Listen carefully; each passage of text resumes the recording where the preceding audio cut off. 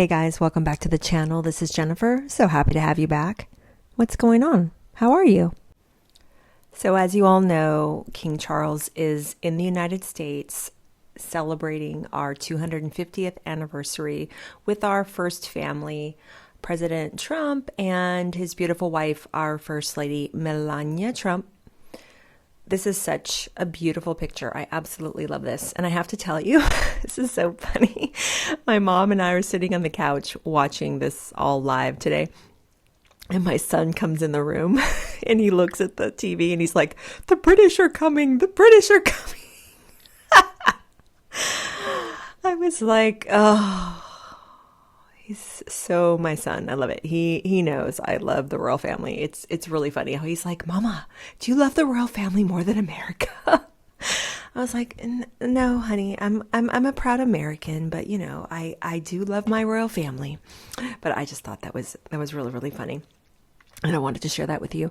And also, this is just a little edit in here. The rest of the video, I'm going to be talking about Harry's visit in Ukraine, but I just wanted to insert this little picture here to remind us where the real soft power lies. And although I don't, agree with everything Charles does, I don't necessarily agree with his political agenda. I still do think he is a very kind man. He is, and he's doing his best. Him and Camilla look great. I think it's wonderful to help strengthen the somewhat fractured relationship between our two countries. I think it's wonderful and so gracious and, awesome just to have him there celebrating with the president and our first lady. So we need to remember that we cannot let Harry ruin this for the UK and the United States. He's just a petulant, selfish child who's trying to steal the attention, basically. And we just have to remember who are the real leaders and newsmakers, and it's not Harry, okay? So we'll obviously be seeing more of this wonderful trip as the days unfold, and this today, as I'm filming this, is just the beginning, of the king and the queen's visit, but just a wonderful shot, and yeah, so let's get into the video, guys. It's been a hot minute. I'm just sitting here chilling like a villain. And I gotta say, I'm not the villain here because there's a lot of stuff I'm going to talk about this week because this is craziness that's going on. I'm telling you. And I'm telling you, we had the stomach flu and strep throat sweep through our house. Okay. Not a fun time. So I wanted to get on camera, but I'm just sitting here with my coffee and we need to talk about this stuff. We're going to talk about Harry in the Ukraine, of course. I want to talk briefly about Blake Lively, what's going on with her lawsuit. Of course, we have to talk about the Megster and what's going on with her because this Instagram stuff she's got going on, these shenanigans. I pray, Lord, that I do not get too snarky on this one because it's going to be very, very easy to get riled up because these two insist on riling us up. So of course we have to get riled up because, we're pointing all this out and it's crazy. But let's start with this whole Ukrainian thing. Okay, please. So like I said, this is just going to be a fun one, a little bit of just a nonsensical rant. My microphone plugged into my iPhone. So yeah, he spoke in front of the Open Ukraine Foundation. It's this summit of international leaders and military people. And they're discussing security and resilience. And he stood up and said, "I'm a soldier, not a politician." Actually, he stated, "I am not here as a politician. I'm here as a soldier who understands service." Oh, okay. So you're technically not a working royal. You're still a titled royal, albeit not an official working royal capacity. So you're a private citizen, Harry. So he's talking about, "I'm a soldier, not a politician," all this kind of stuff. In the past, he said, "Just call me Harry." We all know what he said in the past when Archie was born. Him and Meghan said at the onset that they didn't even want him titled. Okay. There's things that he's done and said on this trip that are directly contradicting this because he contradicts himself all the time. But why is he even getting attention, folks? He's getting attention because of who he is, because he's the king's son, and because he is a prince.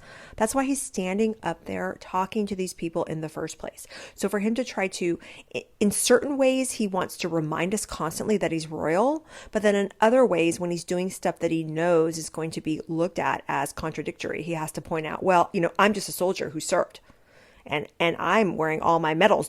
Don't forget, because whatever I'm doing, I have my medals on. And it's like, okay, well, then what's stopping any soldier that has served from standing up at the Open Ukraine Foundation, Harry? I mean, can you have this make sense to me, please?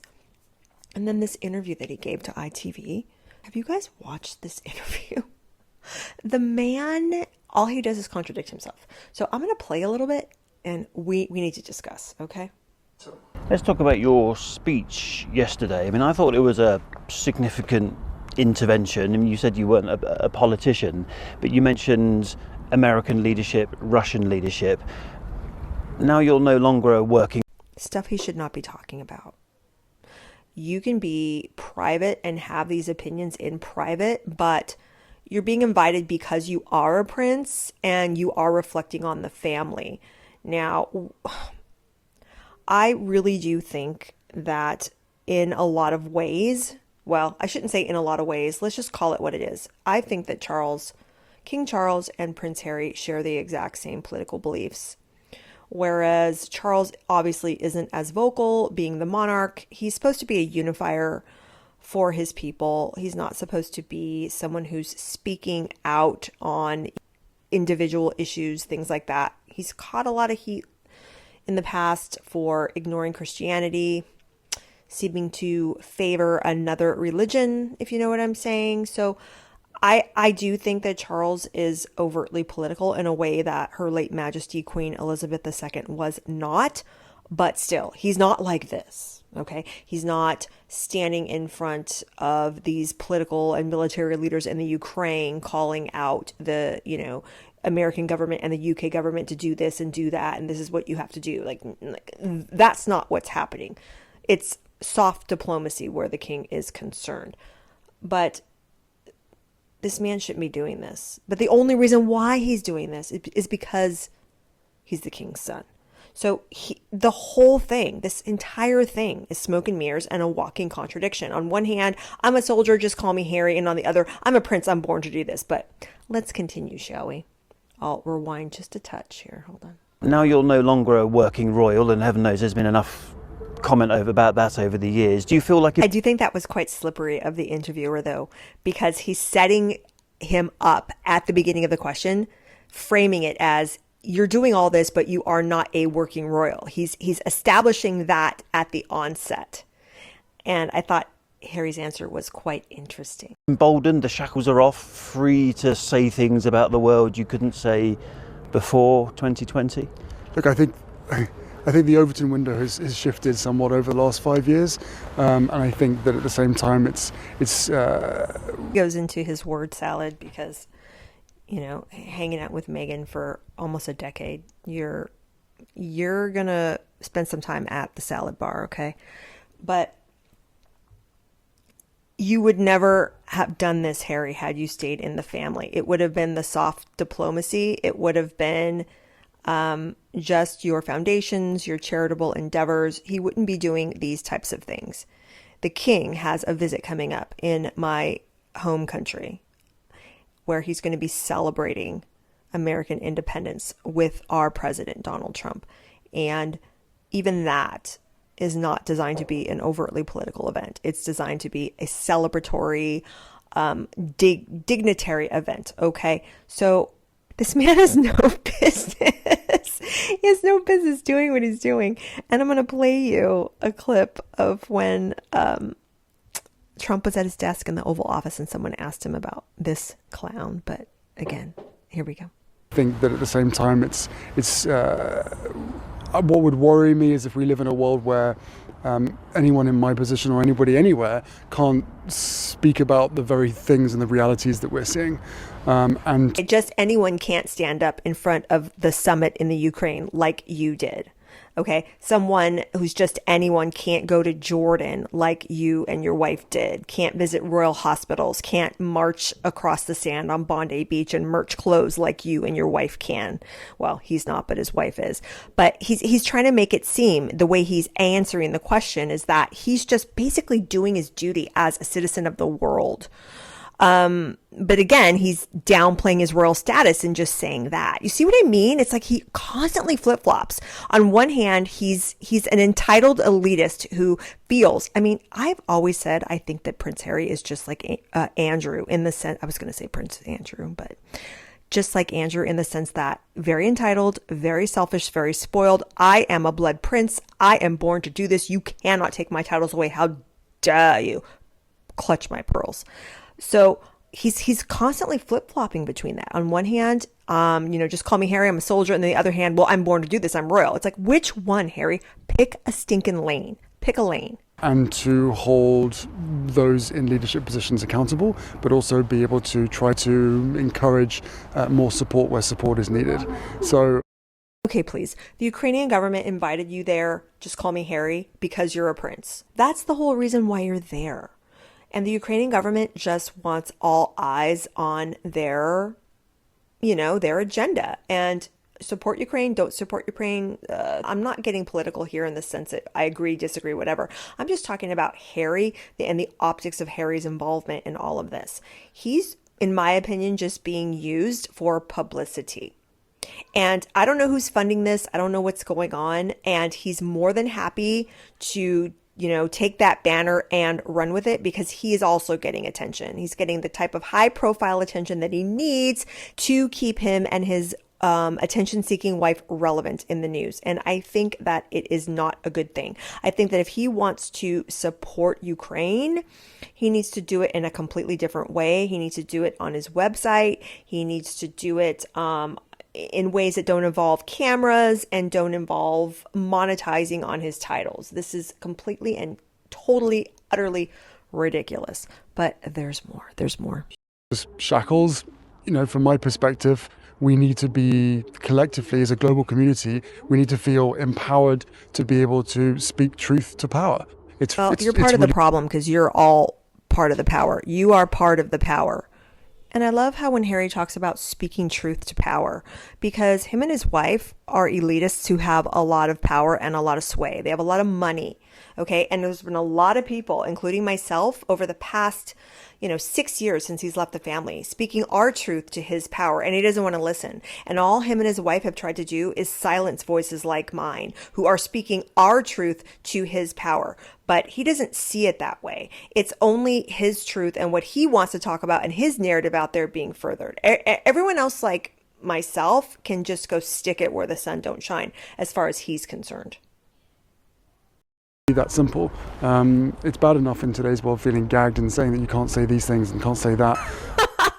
That is so rich, considered all he and his wife want to do is silence voices online, silence their dissenters online, not really offer up explanations for their behavior. And what they don't realize is that if they were more honest and forthcoming with us and maybe sat down for a real interview, because they haven't sat down for a real interview since they left the family, in the sense that that interviewer can look them in the eye, ask them any question that they want, ask them the hard-hitting, the controversial questions, the things that people want to know, like, why did you claim the family was racist when blah, blah, blah? Like, why did you do this? Why did you say this? Why does it seem like you're still piggybacking off the titles when you're monetizing?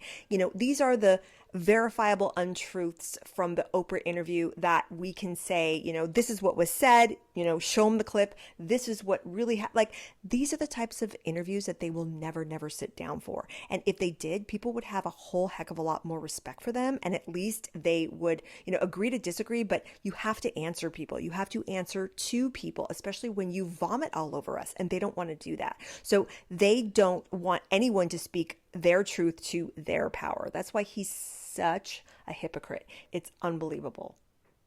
And that everything becomes political.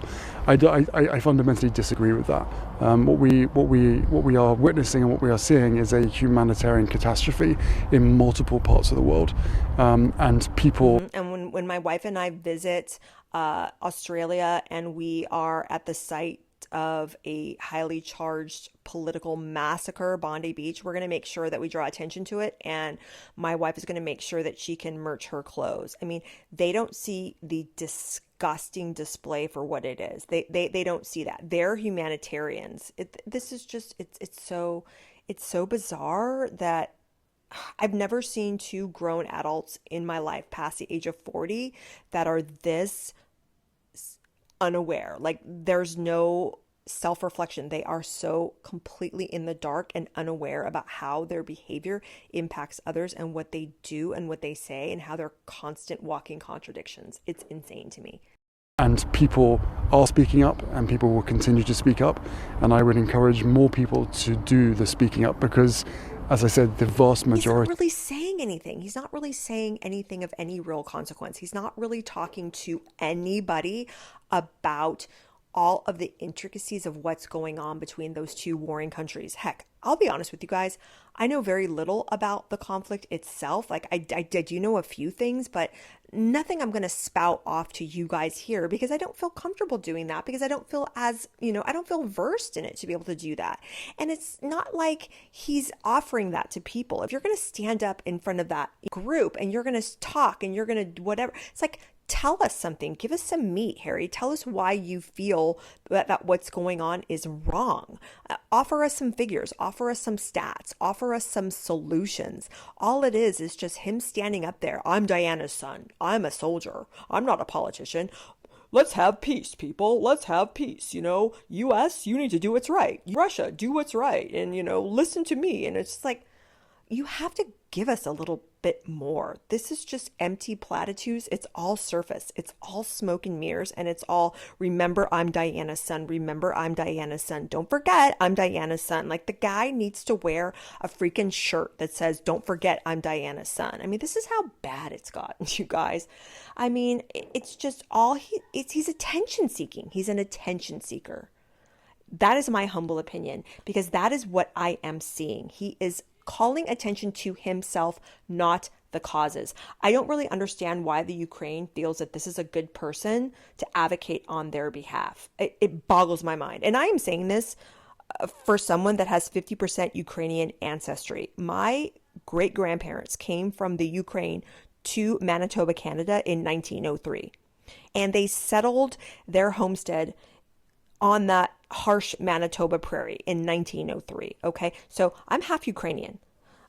So I don't understand why my people think that this guy is a good representative of their cause.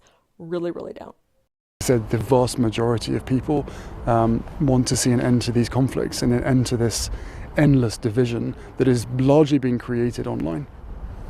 Yes, well, I would venture to say that you and your wife are a huge, huge divide online, and you perpetuate it. Well, you started it and you're perpetuating it online. The untold amount of damage in the UK and Commonwealth that him and his divisive wife did on the subject of race cannot be understated, to throw out unverified and unprovable claims. And they did. Make no mistake about it. They did. They did so much damage, and then they backtracked. And then they said, oh, remember how he told Tom Bradby, Meghan didn't say that. That was the British press. I mean, are you kidding me? Seriously, you cannot make this up. These two are so divisive.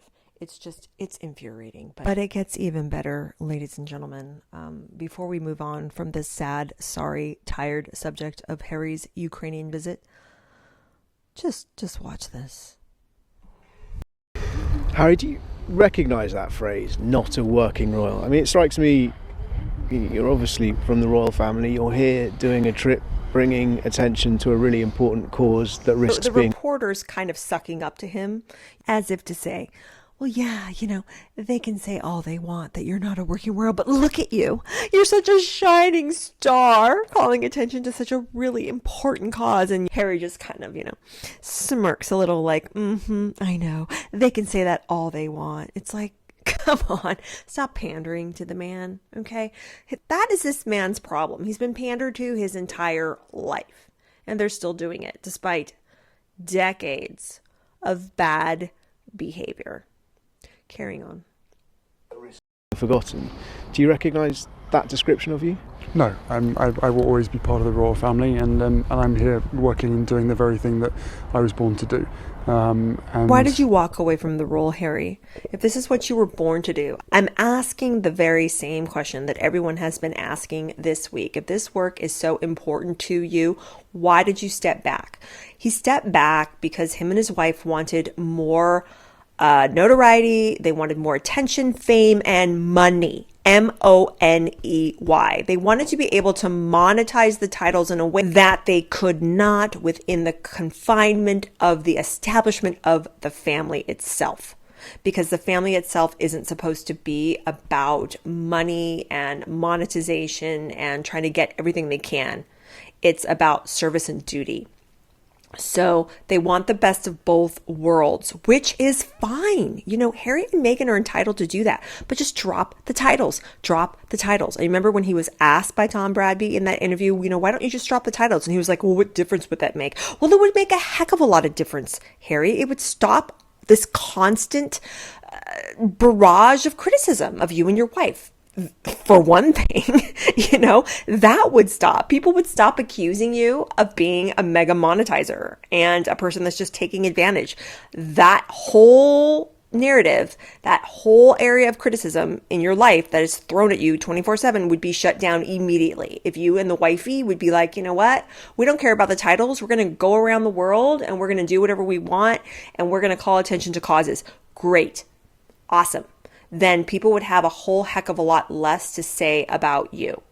So he's basically, I just find it interesting that he knows that he's constantly contradicting himself in his words and actions, and he constantly has to kind of wiggle around words and phrasing and the way that he tries to frame himself. So this reporter's asking him, they say that you're not a working royal, how do you feel about that and all that? And he's just like, well, I'm always going to be a member of the family and this is what I was born to do. So if you were to ask him, are you a working royal? He would say yes. But the way Harry thinks about it is that I'm a royal and I'm out here working. I'm out here doing the important things. That's how Harry kind of rectifies that in his mind, is that he's a royal, he's born royal, and he's just out there fighting the good fight and working to, shine a light, so to speak. That's what him and Meghan love to say.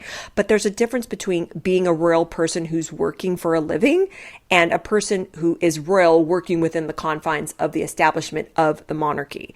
And he doesn't seem to grasp that. Well, I think that he does know the difference, but he doesn't appreciate the difference or want to have his come to Jesus moment about what that difference is, because his ego will not let him.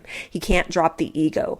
You can still do all this great work. You could still go out and call attention to any noble cause that you and Meghan want to, Harry, and you can still do it and have as much of an impact in your own lives. You can feel good about yourself, basically, and wake up and feel like you're doing your part.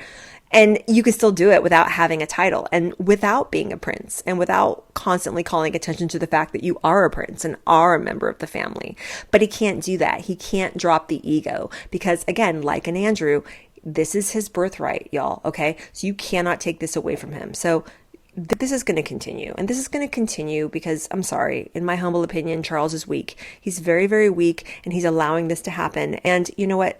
Bless the man, but Charles, in my opinion, I think he feels guilt over the way that he treated Harry's mother. He feels guilt about the way that the boys were treated after her death. He himself wasn't a very hands-on dad. He admitted to that, all this kind of stuff.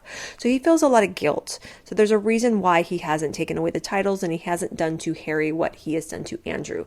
In Charles's mind, well, Harry hasn't behaved as badly as Andrew, therefore I can't do that. And moreover, I can't do that because look at all the damage I inflicted on my son. And I can't pile that on top of it because he's looking at it from the point of view of a dad, not from the point of view of a monarch and someone who's supposed to be a figurehead for the nation. He needs to reprimand his son in public. And the way to do that is to take away the titles, to take away his son's ability to profit off of and monetize those titles because it cheapens the entire institution.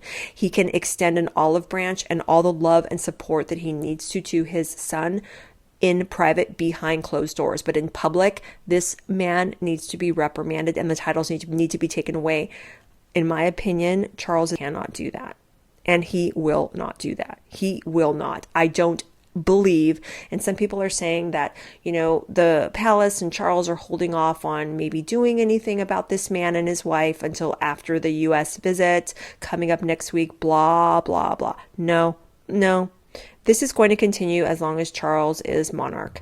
And unfortunately, Harry and his wife can do a lot of damage because, Charles, God willing, can be in that position for 5, maybe even 10 more years. Who knows what is going to happen in 10 years if this is continuing.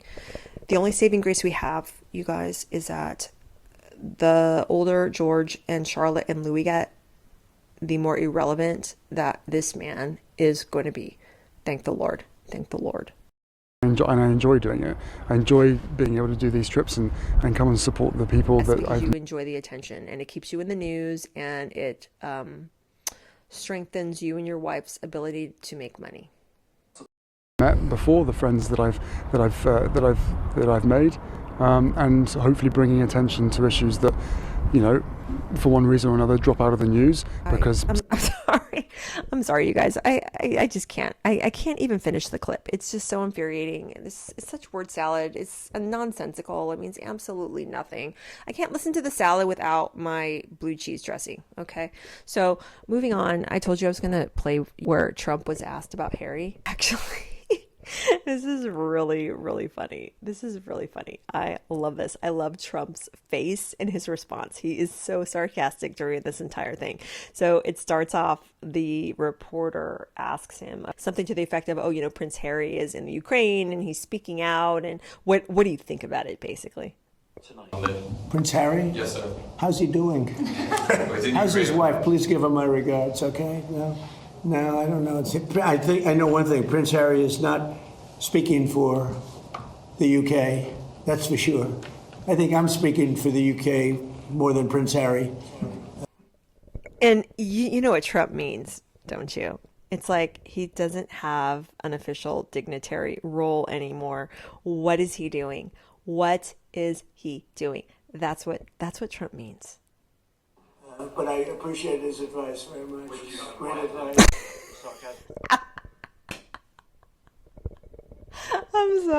I'm sorry. I can't right now. I just can't. Trump is hysterical. I mean, you could hear him after when he's off camera, like, really, Meghan? I love your jam, Meghan. Oh, wait, it's not jam, is it? It's more like spread, Meghan. Very runny spread, Meghan. Gotta say, very runny spread. I bought better spread at Walmart, Meghan. You could totally see him. Melania could get in the kitchen and make better spread, gotta say. Melania's a smart lady. She could whip up some spread, sell it, have a really great label on it. Yeah, she would sell millions of jars. The first lady, she would. You could just totally see him saying something like that. So, oh gosh, I'm getting too punchy here right now. So we have to move on, but yeah, this is hysterical. So I want to move on a little bit to this whole Blake Lively deal. Okay. This saga has been going on.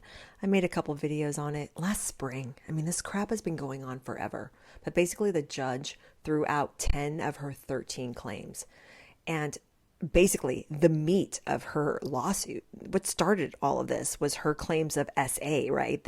That Baldoni SA'd her on the set, and it was just a horrible, uncomfortable, awful experience, and that's what led to all of this in her world, her version, right? So the judge threw out 10 of these 13 claims, all the claims of the SA, and technically what's out there is that the SA claims were dismissed primarily because it was this technicality that had to do with the fact that she was an independent contractor, not an employee, and that basically disqualified her from federal Title VII protections against harassment of that nature. And when she was filing in California state, those claims were rejected too, because this misconduct that she's alleging, it occurred outside of the state. So I personally don't think that if those claims were really, really strong, I don't think that the judge would throw them out on that technicality, but that's, I guess, the official reason, but whatever. At least those are gone now. So the 3 claims she has moving forward are retaliation, breach of contract, and aiding and abetting retaliation. So basically what she's saying is that Justin and his camp launched that alleged smear campaign against her, and it completely ruined her reputation, and she had, tons of financial loss because of it. And Justin and his team were portraying her as this bully, as this mean girl, and all of this was quote unquote a devastating fallout for her career and her brand. And all I see again is just this victim narrative that these people find themselves in. Anyone that's been looking at or following this case from the beginning saw what she did. She completely tried to pull the wool over this guy's eyes. She tried to, her and her husband, in my opinion, tried to wrangle that entire production of It Ends With Us away from him and wrangle the rights because, he had an agreement with Colleen Hoover to possibly make additional things. And she was trying to wrangle that. And there was just like all these things. And her behavior was very suspect during the entire publicity for that movie last spring, early summer of last year. And more things about Blake Lively started to surface. Interviews that she had given, like that famous one that she gave to that journalist, Kirsty Flaw, where she was just very, very rude and off-putting. I've shown and talked about that interview before on my channel. A lot of stuff with her behavior came back to haunt her. And then all these texts now are resurfacing that her and Taylor Swift had exchanged regarding, this little campaign that they had themselves had going against Justin. And, her and Ryan were spearheading their own campaign, their own anti-Justin campaign in Hollywood. They were trying to enlist the help of their A-list friends like Ben Affleck and Matt Damon to just, shut this guy out and just smear him so that he wouldn't have his own career and his own livelihood. And there's evidence of this. So I just think it's very rich, and it's just particularly sad how she's trying to portray herself as a victim now and trying to make it seem like he just defamed her and ruined her reputation, when indeed, what we're seeing is her own actions coming back to haunt her. But there's no introspection, there's no personal accountability, nothing. So now she's going forward, and this trial is set for May 18th. It's coming up, and it's coming up fast. And I don't see it ending well for this woman at all. Defamation is a very, very hard thing to prove here in the US. In the UK, it's a little bit different. If someone is sued for defamation in the UK, you don't even have to necessarily even prove intent by the person that you're saying is defaming you. You just have to show that harm was caused, where it's different here in the US. You have to show that there was harm, and you have to also show malicious intent. And she's going to have a heck of a time doing that, especially when there's so much proof, that Justin has of her own meddlings and her own dealings and all of that. And it's just so nasty. And even the metadata on that article that, she published in the New York Times that started and spearheaded this whole thing, where she basically just called him out and saying he was a harasser and all that. She had that in the works for a really long time. It wasn't really something that just happened and she reacted to and just felt so aggrieved by. This was calculated on her part, in my opinion, and in a lot of people's opinion, based on the evidence that we've seen over this past year. So it's going to be very interesting. So the trial date is set for May 18th. So I'm definitely going to be watching this one. Moving on. Okay, we have to talk about Meghan, the Markle. So did you see that video that I did where it's called "If You Have Harry and Meghan Fatigue, Just Watch This Video"? Go back a video or two if you're really over them, because it's a really great video, I have to say. I'm really proud of the video because I just send you off on a nice William Catherine wave where you just can watch real royals in action and how they conduct themselves and how they behave. And it's just a nice refreshing, little respite from this constant bombardment from this woman. But we all know about the children's birthday candle launch. It happened this past week. She launched this Mother's Day collection on Instagram. These signature $64 candles, you guys. $64 candles based on the birthdays of Lily and Archie. And I've talked about her candles on my channel before, and I don't know if things have changed, but when I looked at the ingredient listing before, it's paraffin wax. There's a little bit of soy and coconut in there, I think, and some essential, I don't even know if they're real essential oils or not. They just talk about oils of, and then they list them. But paraffin wax is very cheap to source and manufacture. And at $64 a candle, those things need to be 100% clean burning, because paraffin is not clean burning. Because paraffin candles release something called VOCs. I've talked about this before on my channel, volatile organic compounds. And what they do is they pollute indoor air, make it unhealthy to breathe. So if you buy a lot of her candles and burn a lot of her candles, you're basically polluting your indoor air. You can contribute to allergies, you can contribute to lung irritation, all that kind of stuff. And it's not just her candles, it's any candle that has paraffin wax. So if you have a problem with polluting your indoor air, or you have allergies or difficulty breathing, respiratory problems, whatever, don't burn paraffin wax, cheap paraffin wax candles in your house. Burn either clean burning beeswax, or just look up clean burning alternatives, but it's not going to be paraffin wax. So I've talked about that. $64 for that. That is a big fat joke. But I was looking at her Instagram because I haven't looked at it in a while. Looking at this Instagram this is what she left the royal family for. This As Ever official and her personal Meghan Instagram. This Mother's Day post that she put out, or, for Mother's Day, these products. This is, in my humble opinion, you guys, this is just very boring. Just very, very boring aesthetics. Like, what is this? When she did that collaboration with that high camp gardenias or whatever, that flower garden tea bloom box. This is so unbelievably boring to me. I mean, this little vase that she's holding, the silver thing, that looks like something you could get at the 99-cent store, or just really, inexpensive Target, Walmart type stuff.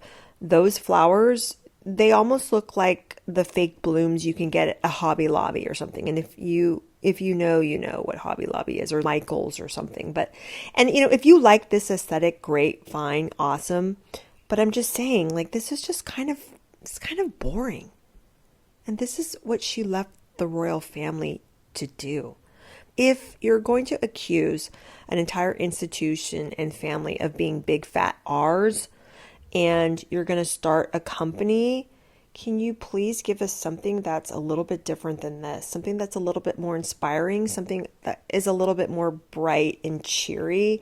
I don't find this very inspiring, in my humble opinion. And all these pictures, it's the same exact color palette, the same exact aesthetic. And yes, I understand that brands have color palettes and aesthetics and, their signature look and style, but is it just me, or is this just all just so completely boring? And just the fact that it's jam and shortbread and tea and stuff like that. I mean, this is why you left the royal family? You wanted a jam and tea empire? None of this makes sense. It would have even been better had she done something in the beauty space or the clothes or accessory space or something. It's just, none of this makes sense to me. And I've made videos about this before where I've said, you cannot tell me in her heart of hearts, when she's in her Mr. Burns mode plotting to take over the world, that this is what she envisioned. This just, to me, seemed like just afterthought, haphazard stuff, that what would be cheap and easy to manufacture and put out to the masses quickly. Oh, I know.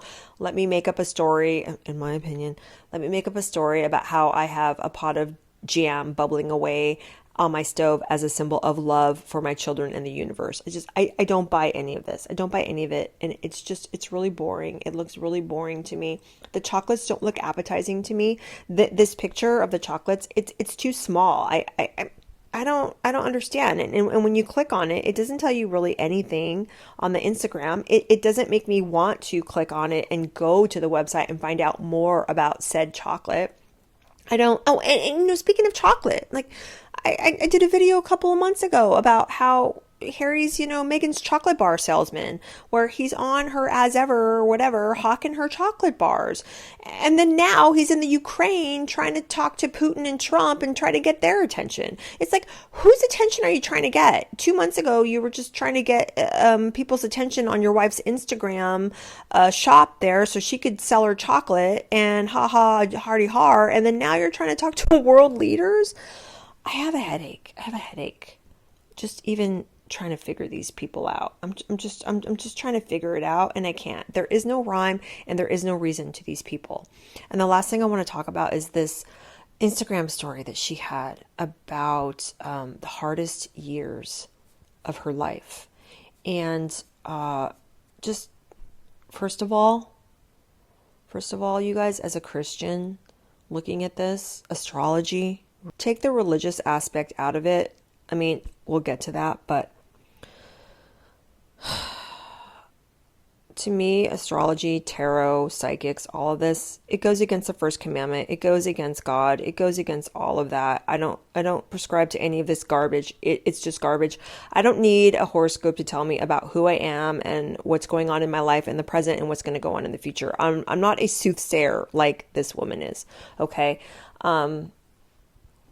But even if you take all the God out of this topic, what woman over 40 do you know that is getting all excited about horoscopes and getting all excited about what, a horoscope is saying about who you are as a person? Anyone? No, probably not, right? I mean, no self-respecting woman over 40 mother is going to get all hyped about a horoscope. And it's just, she's putting this kind of stuff out here. And it's supposed to be, you're not going to break me. Why? You're not going to break me because I'm a Leo and, some little spirit daughter account with their little weird astrology thing is telling me that I'm a good person. So therein, I am a good person and you guys can just, piss off. It's just like, this is what we're working with. So Meghan's horoscope, you guys, told her that she's a really, really nice lady. And she's just experienced the hardest 7 years of her life, but the pressure is lifting, and she's going to now just be able to just carry on and live her best life. And it's because her horoscope told her. So the pressure is going to be lifting, you guys, and she's going to have this space to exist without fighting it. I would dare say that she's the one that's fighting everybody. She's the one that's fighting us, and she's the one putting the pressure on herself. She's always doing this, and I'll always repeat this, and I have to repeat it until the cows come home and until our Lord Jesus comes down from the heavens, because she doesn't have to do this. She doesn't have to do any of this. So if she's going to go on social media, gaslight all of us and throw out her little horoscope and tell us that, we're the horrible, awful people that have given her the worst years of her life, but now because the horoscope told her that the pressure's lifting, it's all cool now. It's like, you're putting the pressure on yourself, girlfriend. You're doing this to yourself. You're putting yourself out there, and you've spun a web of lies, in my opinion, for a really long time now. And people call you out on it because we don't like what we see. But you don't have to do this. We don't have to like you. We don't have to love you. None of it. Stop performing. Go off and live your life, and stop getting your life advice from horoscopes. Okay? But again, a bundle of contradictions, because remember last year when she was going on her whole I'm an entrepreneur, podcaster, businesswoman gal, it was all, I don't look at the criticism, I don't care about the criticism, I don't even look at it, I have people that insulate from me, I don't care. So if that's the case, then why are you trying to earn sympathy brownie points by putting this up there and telling us that we're horrible, awful people? Make this make sense, you guys. But my coffee cup is empty, and so is my head right now from talking about these vacuous individuals that just seem hollow, have a lot to say, but there's no real substance, there's no real meat. People just really want authenticity. We just want people to be real with us. We want people to be straight with us. I don't have to agree with everyone that is out there. I do not have to agree with them. I don't have to agree with them at all. But if they speak from the heart, if they speak from their experience, if they can show that they have a little bit of, research or background or wherewithal within whatever topic they're trying to talk to or present, great. I'll, bend an ear for a bit and listen to what they have to say. But when people like this are demonstrating over and over and over who they are, and they're spinning their yarns, and they're like the Blake Lively's and the Meghans and the Prince Harrys of the world and all that, and they're constantly showing us who they are. And to me, it's just a hollow, shallow existence where they're not offering anything. It's just constant self-promotion. It's everything that they do is a constant vehicle for self-promotion. And if you don't like it, we're awful. And, don't forget, they're the victim. And it's just like, people are done. People are done. So don't expect Charles to do anything anytime soon with these two, honestly. I do really hope that Justin Baldoni wins his lawsuit when that starts up next month. I think that man needs to be wholly vindicated, and he has kept his head above all of this. He seems, by all accounts, to be a very gracious man, a very kind man. I don't agree with his politics. I don't agree with a lot of the stuff that he's espoused on social media, even before all of this happened. But I can like and respect and get with the fact that he has really just kept his mouth shut for the most part. He has attended to his family. He's attended to his wife. And he's just, he's behaved above board. And I really hope that that man wins. I really, really do, because I think that people like Blake need to be put in their place. I think that people like Harry and Meghan need to be put in their place, in the sense that they just need to go away. They just need to go away. Do us all a flavor and go away. But yeah, let me know what you guys think about all of this. I am still editing my Pricilla Presley videos. I hope you've had a chance to be able to watch videos 1, 2, and 3, the recaps that I've presented. The view counts they're a lot lower than I would like, unfortunately. The old chapter 1 that I had that was out, it got up to almost 16, 17K views. And now it's only, I think it's stuck at like 500 views or something. It's kind of sad, but it is what it is. But if you are interested, take a look into that series. It's a great series. Pricilla Presley is an enigma wrapped in a riddle. She is fascinating, and I'm really having a good time reading and giving commentary on the Child Bride book. So please get caught up on those, because great episodes are coming. Okay, you guys, I love you so much. Thanks for sticking with me, and I will talk to you very soon. Bye.